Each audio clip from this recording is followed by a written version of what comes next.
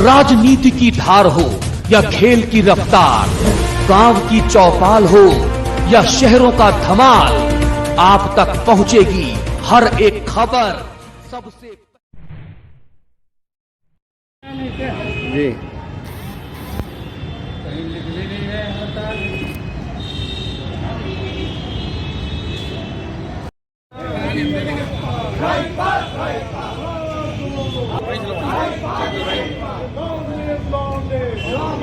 हल्ला बोल, हल्ला बोल, हल्ला बोल, तुम भी बोलो हल्ला बोल, हल्ला बोल, हल्ला बोल। प्रधानमंत्री हाय हाय हाय हाय हाय हाय, प्रधानमंत्री हाय हाय हाय हाय हाय हाय, प्रधानमंत्री हाय हाय हाय हाय हाय हाय, वित्तमंत्री हाय हाय हाय हाय हाय हाय, वित्तमंत्री हाय हाय हाय हाय हाय हाय। बैंक हमारे आपके नहीं किसी के बाप के, बैंक हमारे लंबू बैंकों के निजीकरण का खिलाफ कर रही काम, ये निजीकरण किसी भी कीमत पर हम लोग बर्दाश्त नहीं कर सकते।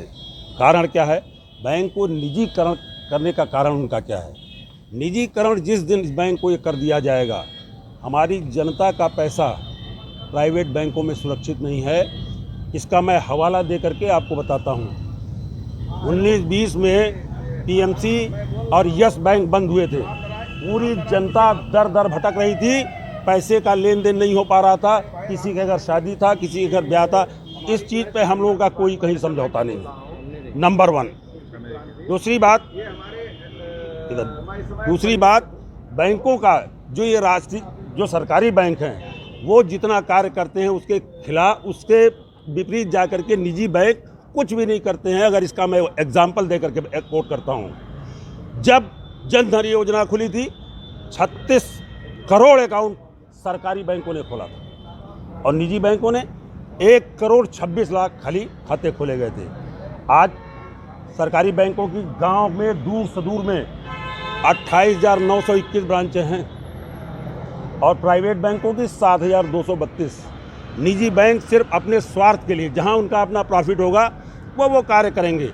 उनका सिर्फ कमाना काम है, उनको जनता से कोई मतलब नहीं है। 1969 में जब बैंक नेशनलाइज किया गया था, नेशनलाइज करने का मेन उद्देश्य था कि आम जनता को राहत।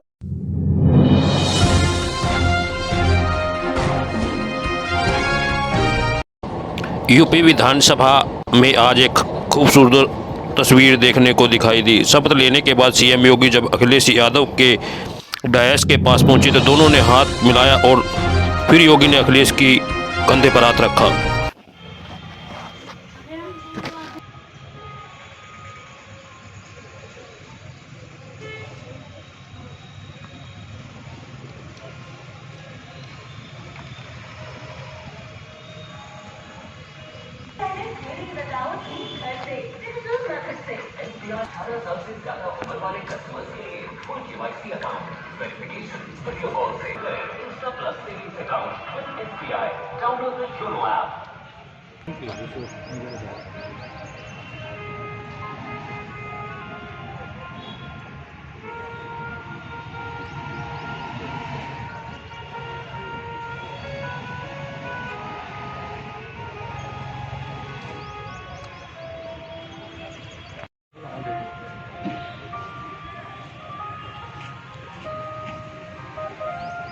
पापा, इतने टाइम से हम कहीं घूमने नहीं गए, कहीं तो ले चलो।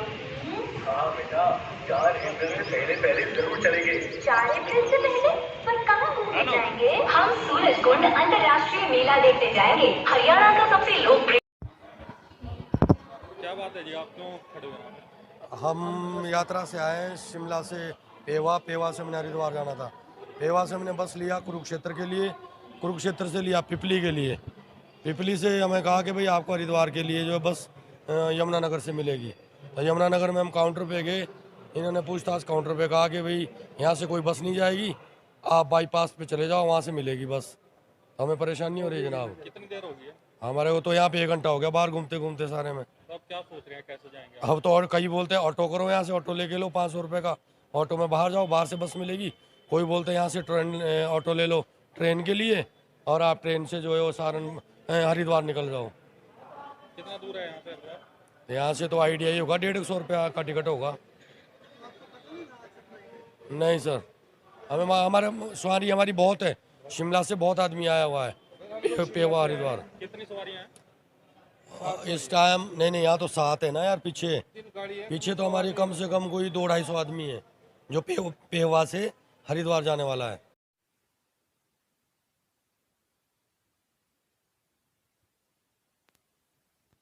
राष्ट्रव्यापी हड़ताल है, इसमें केंद्र सरकार की निजीकरण की नीतियां और कर्मचारियों के शोषण को लेकर है, और रोडवेज के अंदर जो हमारी मानी हुई मांगे हैं उनको भी लागू नहीं किया गया है, इसलिए रोडवेज जो है आज पूर्णतः बंद है।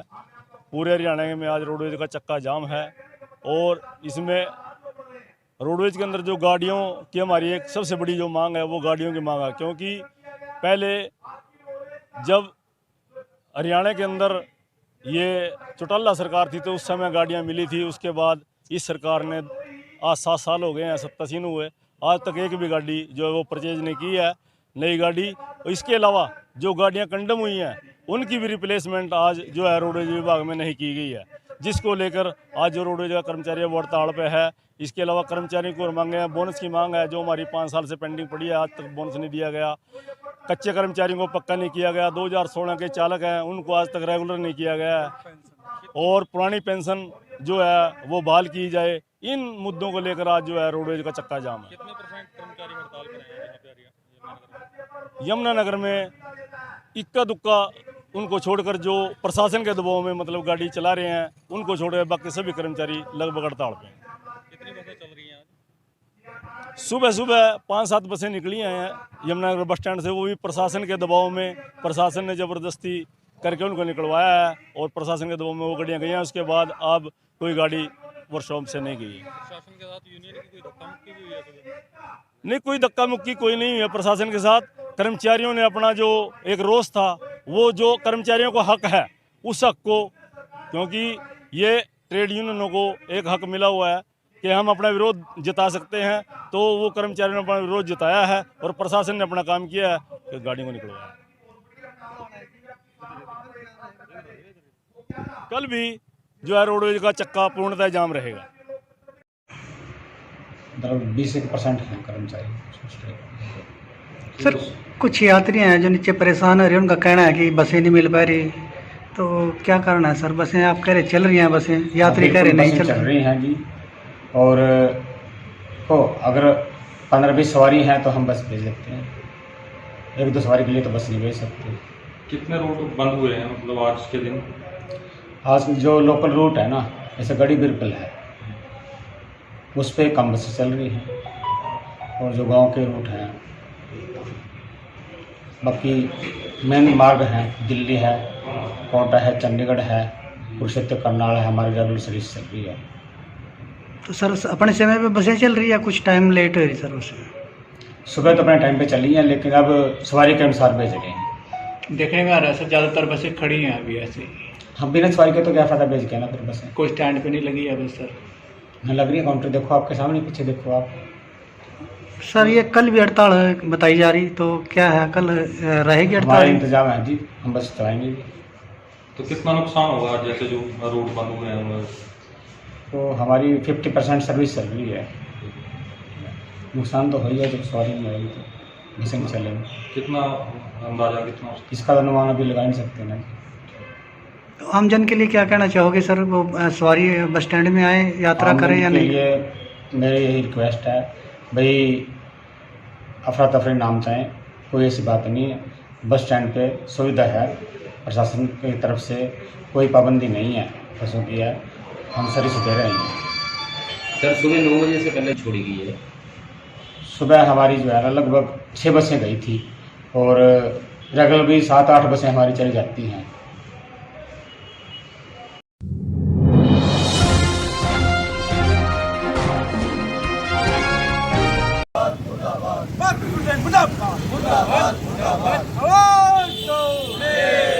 हम क्या चाहते हैं? इंसाफ के आगे झुकना पड़ेगा। कितनी लंबी जेल है तेरी, देखी है और देखेंगे। कर्मचारी एकता जिंदाबाद, जिंदाबाद, जिंदाबाद। कर्मचारी साथी जिंदाबाद, जिंदाबाद, जिंदाबाद। चमके हाथ लालों को, चमके मारो सालों को, चमके हाथ लालों को, चमके मारो सालों को। क्लब जिंदाबाद जिंदाबाद जिंदाबाद जिंदाबाद जिंदाबाद जिंदाबाद जिंदाबाद जिंदाबाद जिंदाबाद आवाज दो।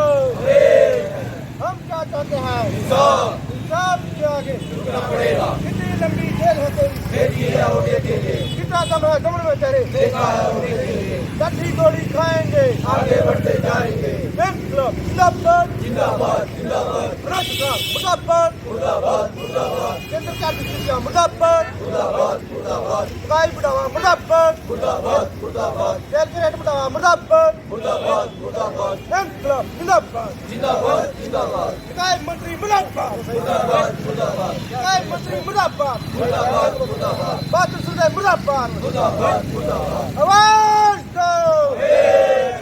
हम क्या चाहते हैं? इंसाफ के आगे झुकना पड़ेगा, इंसाफ के आगे झुकना पड़ेगा। कितनी लंबी जेल है तेरी। पहले तो मैं अपने मीडिया भाई साहब राजीव जी का बहुत बहुत धन्यवाद करूंगा यहाँ पर पहुँचने पर, जिन्होंने हमारी आवाज़ मीडिया के माध्यम से उठाई है। सत्ता में आने से पहले जो बीजेपी सरकार है ना, कहती थी पहली कलम से कर्मचारियों को पक्का करूंगी, लेकिन आज तक 96 से कोई भी कर्मचारी पक्का नहीं हुआ। जबकि इनका 2014 में सत्ता में आई, जब से भी कोई कर्मचारी अभी तक पक्का नहीं हुआ। उल्टा ठेका प्रथा हमारे ऊपर थोप रखी है।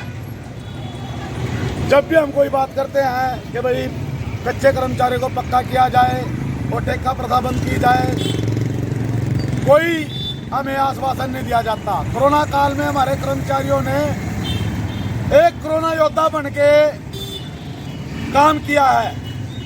जैसा कि जहां कोरोना फैला हुआ है वहां हमारे कर्मचारी नालियां वगैरह काटते हैं और नाले के अंदर कई प्रकार की बीमारियां आती है, शुगर है, बीपी की प्रॉब्लम, पता नहीं कितने कैंसर वगैरह इसमें आता है। तो भी हमारे कर्मचारी डरे नहीं, डटे रहे, रात दिन एक कर दिया और अपना कोरोना काल में भी कर्मचारियों ने पूरा अपना सहयोग दिया। लेकिन जो ये बीजेपी की घटिया और गूंगी बहरी सरकार है, इसने हमारी सुध नहीं ली बिल्कुल भी। अभी पीछे से 6 तारीख को प्रोग्राम था हिसार के अंदर, जो हमारे स्थानीय निकाय मंत्री डॉक्टर कमल गुप्ता जी हैं, वहाँ पर कम से कम 20-25 हज़ार कर्मचारी पहुँचे। जब वहाँ पर कर्मचारियों ने नारे वगैरह लगाने शुरू करे तो गुप्ता जी ने अपने कुछ अधिकारी भेज के प्रोग्राम को स्थगित करने को कहा और कहा कि भाई मैं आप लोगों से 22 तारीख के बाद बात करूंगा।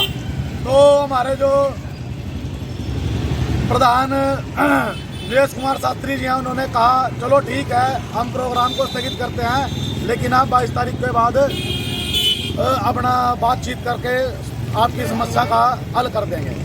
लेकिन ऐसा कुछ भी नहीं हुआ अभी तक। आज तारीख देख लो, 28 तारीख होगी।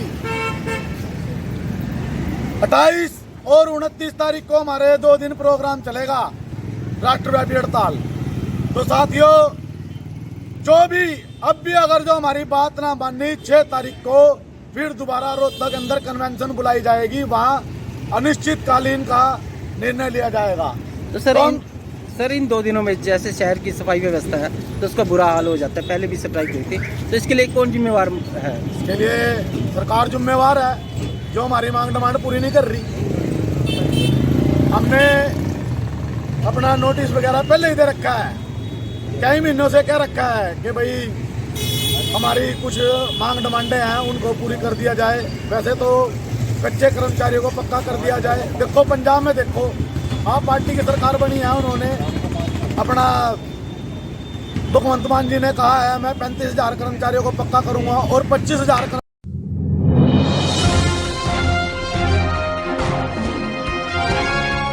झंडा उठाएगा।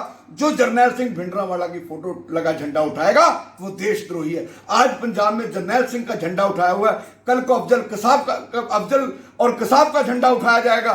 फिर क्या किया जाएगा बताइए? जिसने पार्लियामेंट के ऊपर अटैक किया, बताओ उसका क्या किया जाएगा? हमें इन सारी बातों पर चिंतन करना होगा। और हमारे यहाँ पुरानी कहावत है, बुरे को ना मारो, बुरे की मां को मारो। जिस हाफिज सैयद ने, जो लश्कर तोयबा का चीफ है, जिस हाफिज सईद ने 26/11 निर्दोषों को मारा, बम ब्लास्ट किया जिसमें करकरे जैसे पुलिस अफसर शहीद हुए, जवान शहीद हुए हमारे, उस हाफिज सईद को पाकिस्तान पर भारत के प्रधानमंत्री नरेंद्र मोदी जी आप सक्षम हैं। आज आपने हिंदुस्तान को वर्ल्ड में सबसे ताकतवर मुल्क बना दिया है। आपको पाकिस्तान के अंदर घुसना होगा और हाफिज सईद जैसे गद्दार आतंकवादियों को, मौलाना मसूद अजहर जैसे गद्दार आतंकवादियों को, जिन्होंने कंधार हवाई जहाज हाईजैक कर मुफ्ती मोहम्मद की लड़की को अपहरण करके कंधार हवाई जहाज हाईजैक की एवज में कश्मीर की जेलों से जो रिहा हुए आतंकवादी मौलाना मसूद अजहर, उसको वहां जाकर मौत के घाट उतारा जाए और हाफिज सईद की डेड बॉडी 26 बड़े स्मारक के बाहर जला दी जाए, ताकि इनको पता चले मरने के बाद इनको 2 गज कफन नहीं, इनकी लाश को जलाया जाएगा।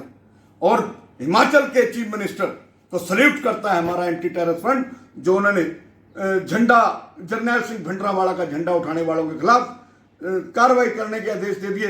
वहां की पुलिस को सल्यूट करता हूं, वहां के डीजीपी संजय कुंडू जी, आपको मैं सल्यूट करता हूं। हम आपको सम्मानित करेंगे।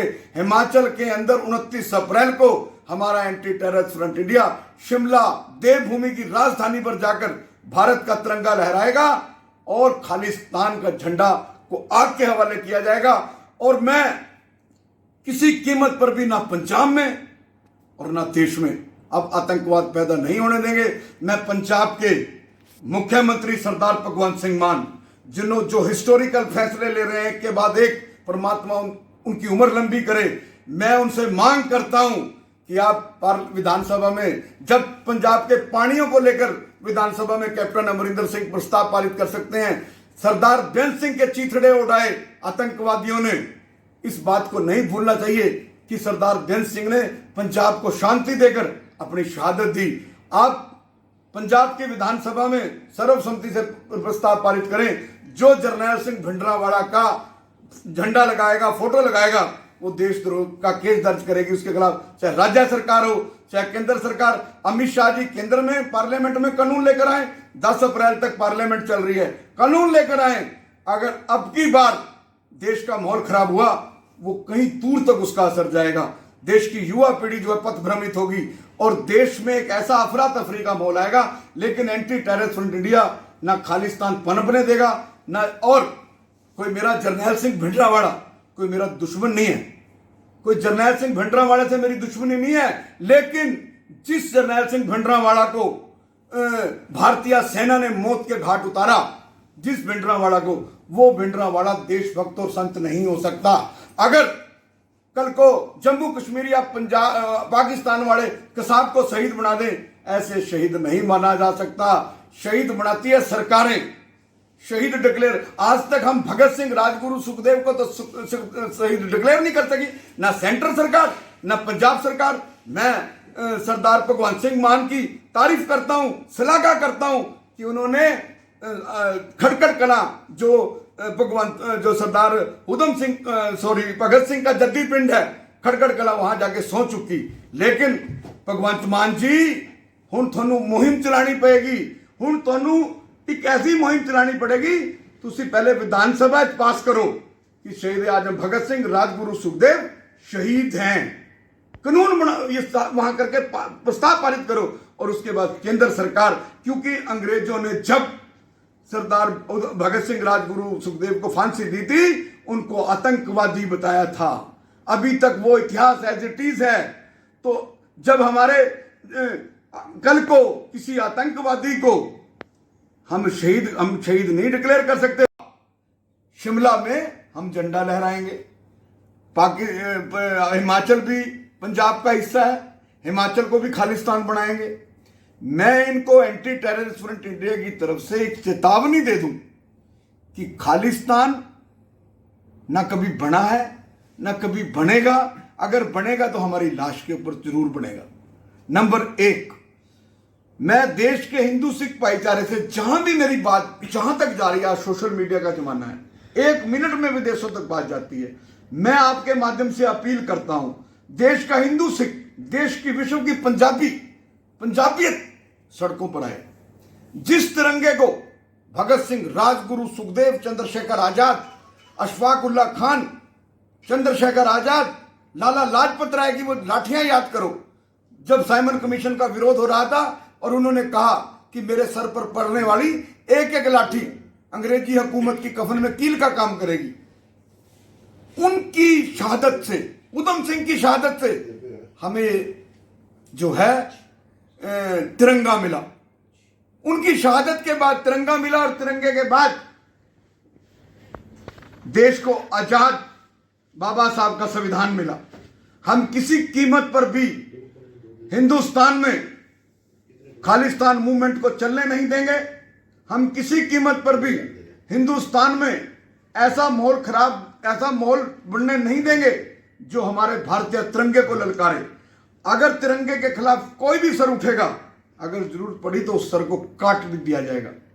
आज भी हिंदुस्तान की माताएं भगत सिंह, राजगुरु, सुखदेव, अशफाक उल्लाह खान, उधम सिंह, खुदीराम बोस जैसे शूरवीरों को जन्म देती हैं। मैं आपके माध्यम से आज देश के गृह मंत्री श्री अमित शाह जो चंडीगढ़ आए हुए थे, मैं आज मांग करता हूं देश के गृह मंत्री, ये देश के गृह मंत्री नहीं है, ये कोई संत हैं, ये कोई ऋषि मुनि हैं, ये कोई पीर पैगंबर हैं, सिर्फ एक राजनीतिक पार्टी का हिस्सा है सिर्फ। अदरवाइज ये हिंदुस्तान की पीस को, हिंदुस्तान की आजादी को, हिंदुस्तान के तिरंगे को बचाने के लिए इस देश में गुजरात से जन्म लेकर इस हिंदुस्तान की सेवा कर रहे हैं, शहीदों की सोच पर पहरा दे रहे हैं। तो मैं हिंदुस्तान के गृह मंत्री, जिनको मैं सरदार पटेल कहता हूं, दूसरा अमित शाह जी, मैं मांग करता हूं, जो ये खालिस्तान का झंडा लगाए घूम रहे हैं, जो ये जर्नैल सिंह भिंडरांवाला का झंडा उठाए फिर रहे हैं, मैं सिर्फ आपसे आज मेरा एंटी टेररिस्ट फ्रंट इंडिया आपसे सिर्फ एक मांग करता है, एक मांग करता है कि हमें जागना होगा, हमें जागना होगा। हम इस सरकार के साथ हिंदुस्तान की एकता और अखंडता के लिए हथियार उठाने के लिए तैयार हैं, लेकिन हिंदुस्तान की सरकार को, गृह मंत्रालय को यह बताना होगा कि जर्नैल सिंह भिंडरांवाला है कौन। क्या जर्नैल सिंह भिंडरांवाला जिसे भारतीय सेना ने मारा, क्या भारतीय सेना ने एक संत को मारा? यह बताना पड़ेगा, यह बताना पड़ेगा। कहीं ना कहीं कंफ्यूजन है हिंदुस्तान में। चुनाव एक सिस्टम का हिस्सा है, हर 5 साल के बाद चुनाव होने हैं। अक्टूबर में हिमाचल में चुनाव है, गुजरात में चुनाव है, लेकिन चुनावों से पहले हिमाचल जो सबसे स्टेट पीस है, जहां जिसको देवभूमि कहा जाता है, उसका माहौल खराब करने की साजिश शुरू हो चुकी है।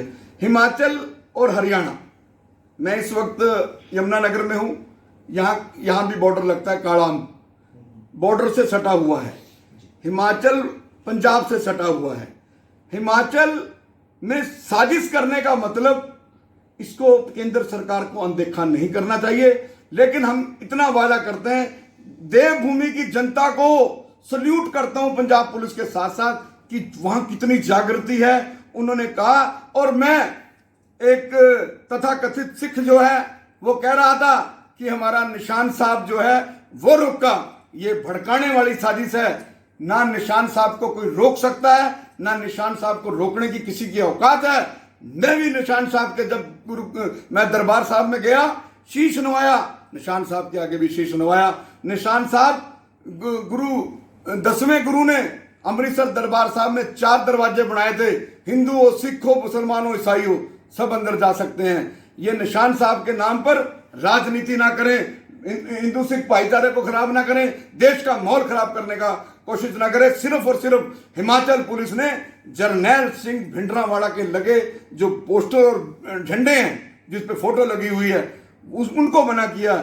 और मेरी ये मूवमेंट, मैं आज आपको पत्रकारों को बताना चाहता हूं, ये मेरी मूवमेंट आज पहली मूवमेंट नहीं है भिंडरांवाला के खिलाफ। जब भिंडरांवाला की सीडी, जब भिंडरांवाला का साहित्य, वो वाली सीडी जिसमें सतवंत सिंह, बेन सिंह इंदिरा गांधी को गोलियां मार रहे थे, फोटो लगी हुई थी सीडी पे, जब वो साहित्य पंजाब में बिक रहा था, तो मेरे एंटी टेररिस्ट फ्रंट इंडिया ने 2008 में हाई कोर्ट में पब्लिक इंटरेस्ट लिटिगेशन मूव की थी। जब सरदार बेन सिंह के हत्यारे जिन्होंने बड़ैल ब्रेक किया, 4 में बड़ैल जेल ब्रेक, मैं हाई कोर्ट गया सीबीआई जांच के लिए। जब इनको दिल्ली तिहाड़ जेल शिफ्ट किया, जगतार सिंह हवारा और परमजीत सिंह देवरा को, जब ये बाई रोड आते थे तो 4 राज्यों की करोड़ों रुपए का पुलिस का खर्चा होता था, और ये अम्बाड़ा के किंगफिशर में रोड पर रुके। मैंने हाई कोर्ट को जाकर कहा कि जब ये बड़ैल जेल ब्रेक कर सकते हैं, रोड से भागना इनका कितना आसान होगा। तो हाई कोर्ट ने उसके ऊपर बड़े लैंडमार्क फैसला दिया था और बेन सिंह के हत्यारों को जो है वीडियो कॉन्फ्रेंसिंग के राही पेश किया जाए, ये फैसला हाई कोर्ट ने मेरी पीएल पर दिया था। मेरी ये मूवमेंट आज नहीं है कि मैं आज हवा में बात कर रहा हूं, मैं सिर्फ और सिर्फ देश के हिंदू सिख भाईचारे से अपील करता हूं कि जरनैल सिंह भिंडरावाला के पोस्टर, और मैं आज आपको बताऊं 10वें गुरु गुरु गोविंद सिंह, 9वें गुरु गुरु तेग बहादुर, जिन्होंने मुझे तिलक लगाने का अधिकार दिया, जिन्होंने मुझे जनेऊ पाने का अधिकार दिया, आज 100 करोड़ हिंदू अगर जिंदा है वो 9वें गुरु गुरु तेग बहादुर के कारण, उनके शीश के कारण।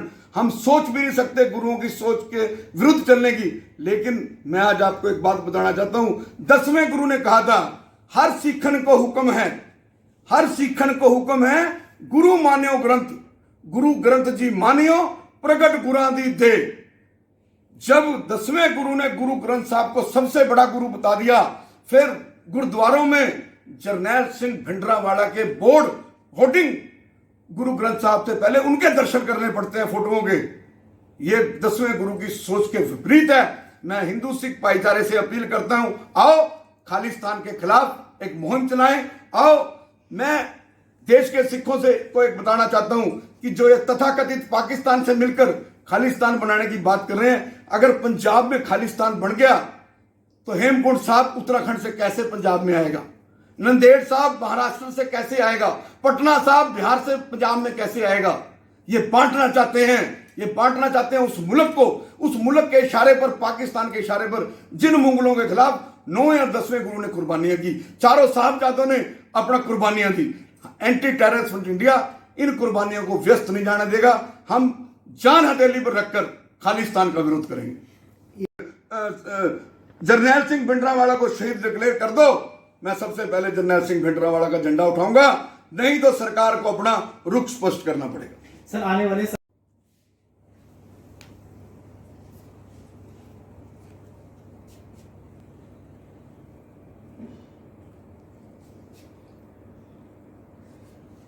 गुरु का सच्चा सिख कभी जरनैल सिंह भिंडरावाला की फोटो नहीं लगाएगा। वो फोटो लगाएगा तो पहली पातशाही गुरु नानक देव जी की लगाएगा, दूसरी पातशाही की लगाएगा, तीसरी पातशाही की लगा लेगा, चौथी की लगा लेगा, गुरु तेग बहादुर की लगाएगा, साहबजादों की लगाएगा। ये जो जरनैल सिंह भिंडरावाला की फोटो में लगा रहे हैं, ये खालिस्तानी है। ये पाकिस्तान के इशारे पर इनको विदेशों से फंडिंग होती है। ये आपको ये शब्द, आप जो ये सिखों की बात कर रहे हैं, सिख नहीं है। सिख, हिंदू और सिख एक सिक्के के दो पहलू हैं। मेरे सबसे बड़े भाई का नाम सिंह है, लास्ट में सिंह, विक्रम सिंह लिखते हैं हम। आज भी हमारे हरियाणा के अंदर हिंदू फैमिलियां, बढ़िया फैमिलियां जो है, अपने उनके परिवार के परिवार सिख, हमारे अम्बाड़ा में घेल गांव है, वहां मेरे दोस्त हैं हरचरण सिंह गर्ग, हरचरण सिंह केहल।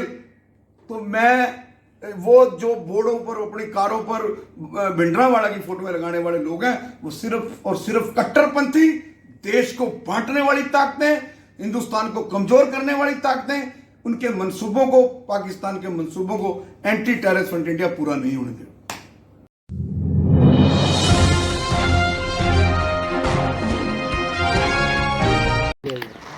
बिहार सरकार के स्वास्थ्य विभाग की फेंका हुआ था, आज पोल खुलती नजर आई। कुछ पता है आप लोगों को? बेली रोड से समाना होते हुए एजी कॉलोनी की तरफ जाने वाली सड़क के किनारे लाखों रुपए की दवा फेंकी हुई मिली, जो 2023 में एक्सपायर होने वाली थी।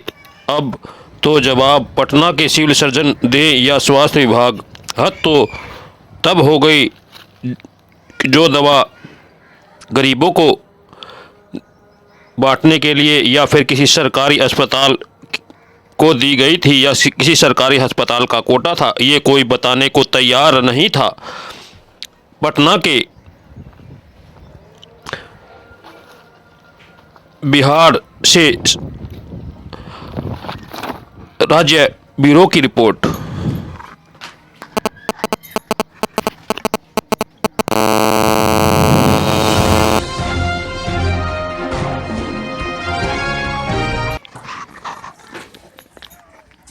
पीडब्ल्यूडी विभाग की बड़ी लापरवाही सामने नजर आ रही थी। ठेकेदार की मनमानी का नज़ारा देखने को मिल रहा था।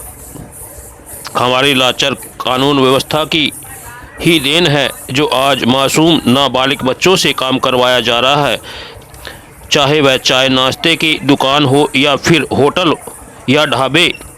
इनमें नाबालिग बच्चे काम करते हुए नज़र आते हैं, जिसमें जिम्मेदार कुर्सी पर बैठने वाले अधिकारी भी इस बात से बेखबर नहीं है। लेकिन ये अधिकारी कोई एक्शन लेने की बजाय कमाई का जरिया ढूंढते हैं और वो बंद हो जाए वो नहीं चाहते। ऐसा ही नज़ारा आज पीडब्ल्यूडी विभाग के सरकारी ठेकेदार से काम करवाने वाले लेबर में देखने को मिला तथा दूसरी ओर जिस सड़क पर वो काम कर रहे थे वहाँ पर भी उनकी बड़ी लापरवाही देखने को मिल रही थी। जहाँ सड़क पर मरम्मत का कार्य चल रहा था, जिसमें बच्चे नाबालिग झाड़ू फावड़े से काम करते नज़र आ रहे थे, वहीं ठेकेदार उस सड़क पर लीपापोती कर सड़क पर केवल खाना पूर्ति किए जा रहा था।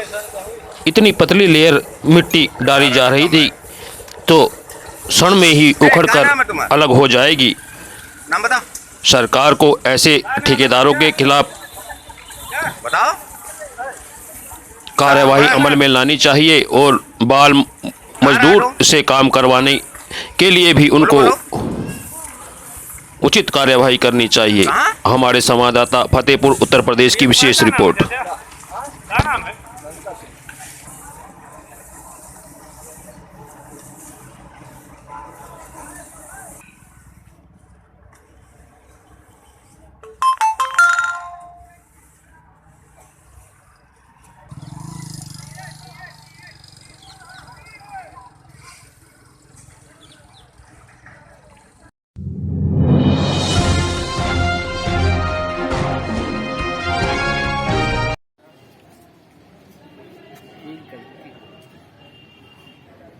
तुम्हारा क्या नाम है? मेरा नाम रामू मौर्य है। मैं ग्राम रमुआ का रहने वाला हूँ। डिस्ट्रिक्ट फतेहपुर उत्तर प्रदेश, ब्लॉक हसुआ, थाना थरियाओं, पोस्ट रमुआ। आपके साथ क्या घटना घटी? हमारे साथ घटना ये घटी है, माताजी और बहन जी हमारी गांव में रहती हैं। हम दो भाई रहते हैं दिल्ली में। 24 तारीख को रात को मारपीट किए उनके साथ। मारपीट करने के बाद उसके बाद माताजी मंझले वाले भाई ने मारपीट किया। ज़मीन उनके हिस्से में 16 फुट आ रही है और उसको 21 फुट बनवा रहे हैं। 21 फुट बनवाने के बाद माताजी के साथ मारपीट हुआ। मारपीट होने के बाद माताजी गई रिपोर्ट लिखाने। कहाँ लिखवाने गई रिपोर्ट? थाना थरियाओं। थाना थरियाओं गई कि चौकी गई? थरियाओं गई। थरियाओं गई? हाँ, थरियाओं जा रहे हैं तो रास्ते में ही चौकी पड़ती है। चौकी कौन चौकी पड़ती है? चौकी हसुआ। हसुआ। वहाँ के चौकी इंचार्ज कौन है? वो है मुकेश कुमार सिंह, चौकी इंचार्ज। वो वहाँ माताजी को पकड़ के 151 में चालान कर दिया। माताजी थी, हमारी बहन जी भी नहीं, तो दोनों पार्टी को चालान किया कि आप नहीं, एक ही पार्टी को चालान किया। चालान करने के बाद माताजी को और बहन जी को वहाँ बैठाल के गंदी गंदी गाली दे रहे थे। बुरी बुरी गाली की हम सुन नहीं सकते, न कोई और सुन सकता, न कोई किसी का यानी लड़का और नाती और पोता सुन नहीं सकता। ऐसी ऐसी उन्होंने गाली दिया। आपने कहीं एप्लीकेशन दिया? हाँ, उसके बाद एप्लीकेशन हमने सीओ साहब के यहाँ एप्लीकेशन दिया, कप्तान साहब के यहाँ एप्लीकेशन दिया, डीएम साहब के यहाँ भी एप्लीकेशन दिया। हमारे साहब कप्तान साहब हमारे सामने ही फ़ोन किए थाना और चौकी के लिए, मगर कोई सुनवाई नहीं हुई। सीओ साहब भी फ़ोन किए, कोई सुनवाई नहीं हुई। आपको एप्लीकेशन दिए कै रोज हुए? एप्लीकेशन आज हो गए 3-4 दिन। तो आप फिर एप्लीकेशन देने आए? हाँ, एप्लीकेशन फिर देने आए।